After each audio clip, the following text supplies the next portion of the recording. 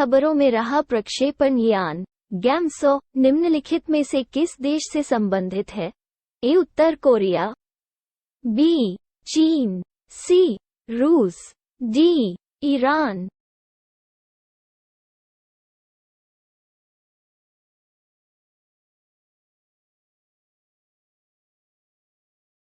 उत्तर D. प्रसंग। Iran के revolutionary guards ने उपग्रह ले जाने वाले एक नए रॉकेट का परीक्षण किया, जिससे संयुक्त राज्य अमेरिका के नाराज होने की संभावना है। गैमसो, जिसे कैमसो भी कहा जाता है, ईरान का पहला 3 चरणीय ठोस ईंधन का उपयोग करके प्रक्षेपण यान है, जो पृथ्वी की सतह से 500 किलोमीटर की कक्षा में 80 किलोग्राम वजन वाले उपग्रहों को स्थापित करने में सक्षम होगा। Islamic revolutionary guard corps (IRGC) ने घोषणा की है कि गैमसो का उपयोग ईरान के सूचना और संचार प्रौद्योगिकी मंत्रालय द्वारा निर्मित नाहिद उपग्रह को लॉन्च करने के लिए जल्द ही किया जाएगा। अमेरिका को डर है कि उपग्रहों को कक्षा में स्थापित करने के लिए इस्तेमाल की जाने वाली लंबी दूरी की बैलिस्टिक तकनीक का इस्तेमाल परमाणु हथियार लॉन्च करने के लिए भी किया जा सकता है। तेहरान ने नियमित रूप से ऐसी कोई मंशा होने से इनकार किया है। हाल ही में खबरों में रहा बेलेर्सिया ग्रैसिलिस किसकी प्रजाति है? ए. तितली, बी. शैवाल, सी. स्क्वामेट, डी. स्तनपायी।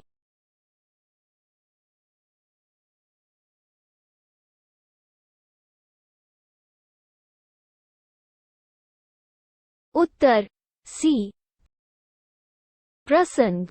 एक अध्ययन के दौरान स्कॉटलैंड में जुरासिक काल के एक प्रारंभिक सरीसृप के लगभग पूर्ण कंकाल का पता चला है।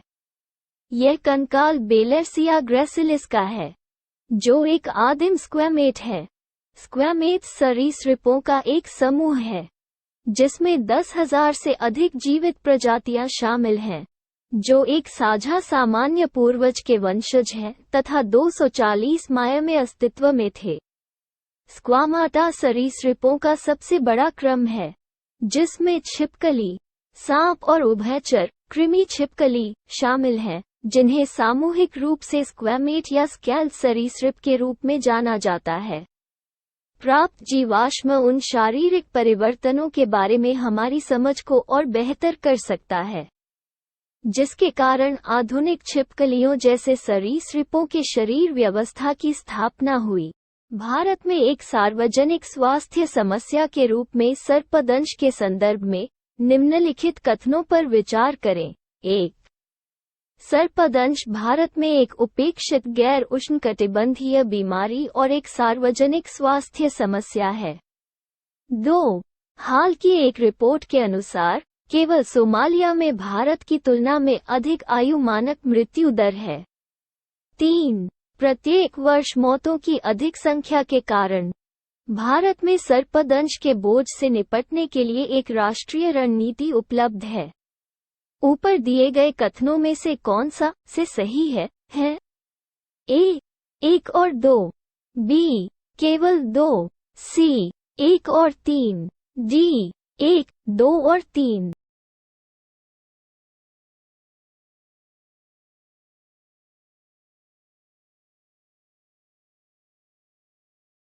उत्तर बी. सर्पदंश एक उपेक्षित उष्णकटिबंधीय रोग भारत और कई अन्य निम्न और मध्यम आय वाले देशों में एक सार्वजनिक स्वास्थ्य समस्या है।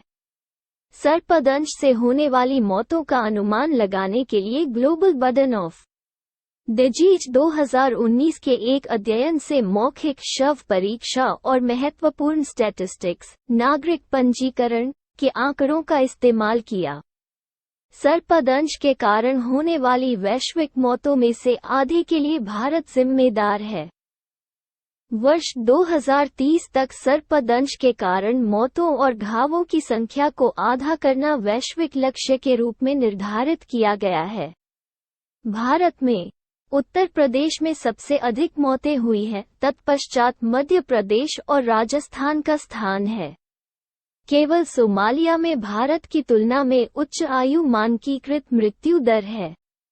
यह भारत में एक विफल स्वास्थ्य प्रणाली को इंगित करता है। हर साल इतनी अधिक मौतों के बावजूद भारत में सर्पदंश के बोझ से निपटने के लिए कोई राष्ट्रीय रणनीति उपलब्ध नहीं है। प्राथमिक स्वास्थ्य देखभाल प्रणालियों को व्यापक रूप से मजबूत करने पर ध्यान केंद्रित करना चाहिए, न कि केवल सांप के जहर की उपलब्धता पर, जिससे पहुंच और देखभाल की गुणवत्ता दोनों पर ध्यान केंद्रित करना चाहिए। चूंकि सर्पदंश ग्रामीण गरीबों को प्रभावित करता है, इसलिए सर्पदंश के लिए एक राष्ट्रीय रणनीति की आवश्यकता है, जो अन्य उपेक्षित उष्णकटिबंधीय रोगों के लिए भी लाभदायक होगा, जो समान समुदायों में होते हैं। निम्नलिखित कथनों पर विचार कीजिए। 1. WHO हाल ही में मलेरिया के खिलाफ बच्चों के टीकाकरण के लिए भारत बायोटेक द्वारा विकसित RTS-01 को मंजूरी दी है। 2. मलेरिया एक रोके जाने और इलाज योग्य रोग है, जो प्रोटोजोआ के कारण होता है। ऊपर दिए गए कथनों में से कौन सा से सही है? A. केवल 1, B.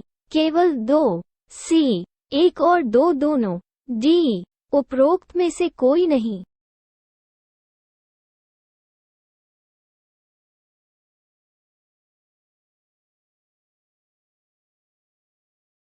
उत्तर B. संदर्भ: विश्व स्वास्थ्य संगठन WHO ने हाल ही में मलेरिया के खिलाफ बच्चों के टीकाकरण के लिए ग्लैक्सोस्मिथक्लाइन द्वारा विकसित RTS-01 मॉस्क्यूरिक्स को मंजूरी दी है। यह उपलब्धि दशकों की क्रमिक प्रगति के बाद प्राप्त एक मील का पत्थर है। मलेरिया संबंधित प्रमुख तथ्य: मलेरिया एक जानलेवा बीमारी है। यह परजीवियों के कारण होती है तथा संक्रमित मादा एनोफिलीज मच्छरों के काटने से लोगों में फैलती है। यह रोके जाने और इलाज योग्य बीमारी है। मलेरिया एक तीव्र ज्वर की बीमारी है, जो प्लास्मोडियम जीनस के प्रोटोजोआ के कारण होती है। सामान्यतः 5 परजीवी प्रजातियां हैं, जो मनुष्यों में मलेरिया का कारण बनती हैं, और इनमें से 2 प्रजातियां P. फाल्सीपेरम और P. विवैक्स सर्वाधिक खतरनाक हैं। P. फाल्सीपेरम सबसे घातक मलेरिया परजीवी है और अफ्रीकी महाद्वीप में सबसे अधिक प्रचलित है। P. विवैक्स उप सहारा अफ्रीका के बाहर अधिकांश देशों में प्रमुख मलेरिया परजीवी है। प्रारंभिक लक्षण: बुखार, सिरदर्द और ठंड लगना आमतौर पर संक्रमित मच्छर के काटने के 10 से 15 दिनों के बाद दिखाई देते हैं, जिससे मलेरिया के रूप में पहचानना हल्का और मुश्किल हो सकता है। यदि रोगी को अनुपचारित छोड़ दिया जाए तो P. फाल्सीपेरम मलेरिया गंभीर बीमारी में बदल सकता है और 24 घंटों के भीतर पीड़ित की मृत्यु हो सकती है। संवाहक नियंत्रण पद्धति मलेरिया नियंत्रण और उन्मूलन रणनीतियों का एक महत्वपूर्ण घटक है, क्योंकि यह संक्रमण को रोकने और रोग संचरण को कम करने में अत्यधिक प्रभावी है। इस संदर्भ में 2 मुख्य उपाय कीटनाशक उपचारित जाल ITN और इंडोर अपशिष्ट छिड़काव IRAs हैं। वैश्विक मलेरिया नियंत्रण की प्रगति को एनोफिलीज मच्छरों में कीटनाशकों के प्रति प्रतिरोध के उभरने का खतरा है। भारत ने मलेरिया उन्मूलन के लिए राष्ट्रीय रूपरेखा NFME 2016 से 2030 को अपनाया है, जिसमें वर्ष 2030 तक इस बीमारी के उन्मूलन के लिए भारत की रणनीति को रेखांकित किया गया है। निम्नलिखित कथनों पर विचार कीजिए। 1. नए युग के अग्रदूत के रूप में सम्मानित कर उन्हें भारत में सदियों पुरानी अंधविश्वासी धार्मिक प्रथाओं को समाप्त करने का श्रेय दिया जाता है। 2. उनके अथक प्रयासों के कारण ही चार्ल्स मेटकाफ ने भारत में प्रेस की स्वतंत्रता पर लगाए गए सभी प्रतिबंधों को वापस ले लिया। 3. रवींद्रनाथ टैगोर ने उन्हें भारत पथिक कहा, जिसका मतलब यह था कि उन्होंने अपने व्यक्तित्व में भारतीय सभ्यता की अंतर्निहित भावना को जोड़ा। ऊपर दिए गए कथन निम्नलिखित में से किस व्यक्तित्व के बारे में बताते हैं? ए. केशव चंद्र सेन, बी.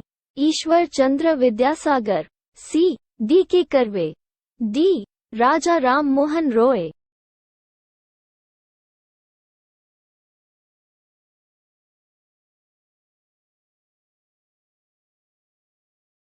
उत्तर डी।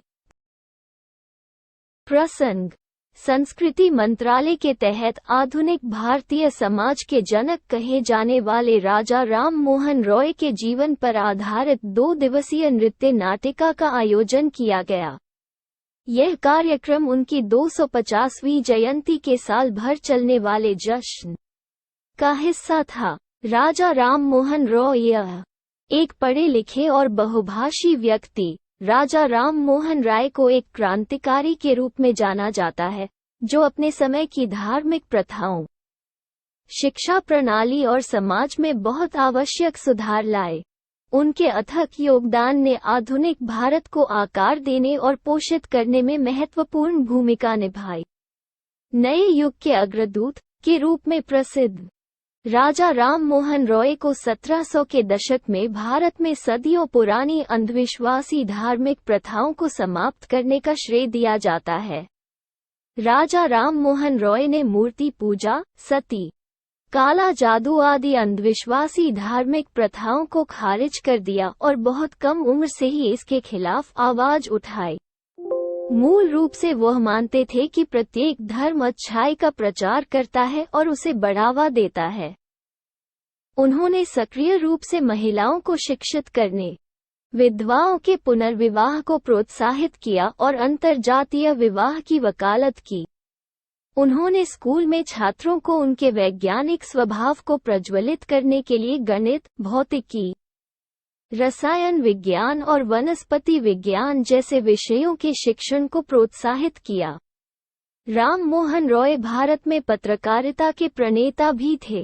वो लोगों में जागरूकता फैलाने और संचार शुरू करने के लिए संवाद कौमुदी और मिरात-उल अखबार जैसी पत्रिकाओं और समाचार पत्रों को प्रकाशित करने वाले पहले व्यक्ति थे। राजा राम मोहन रॉय के अथक प्रयासों के कारण ही चार्ल्स मेटकाफ ने वर्ष 1835 में भारत में प्रेस की स्वतंत्रता पर लगाए गए सभी प्रतिबंधों को वापस ले लिया। यह ईश्वर चंद्र विद्यासागर जैसे समकालीनों के साथ उनकी अथक वकालत थी, जिसने अंततः वर्ष 1829 में गवर्नर जनरल विलियम बेंटिक के समय सती के उन्मूलन का नेतृत्व किया। रवींद्रनाथ टैगोर ने उन्हें एक भारत पथिक कहा, जिसके द्वारा उनके कहने का मतलब यह था कि राममोहन ने अपने व्यक्तित्व में भारतीय सभ्यता की अंतर्निहित भावना, बहुलवाद की भावना, सहिष्णुता और सभी जीवन रूपों के लिए एक वैश्विक सम्मान को जोड़ा।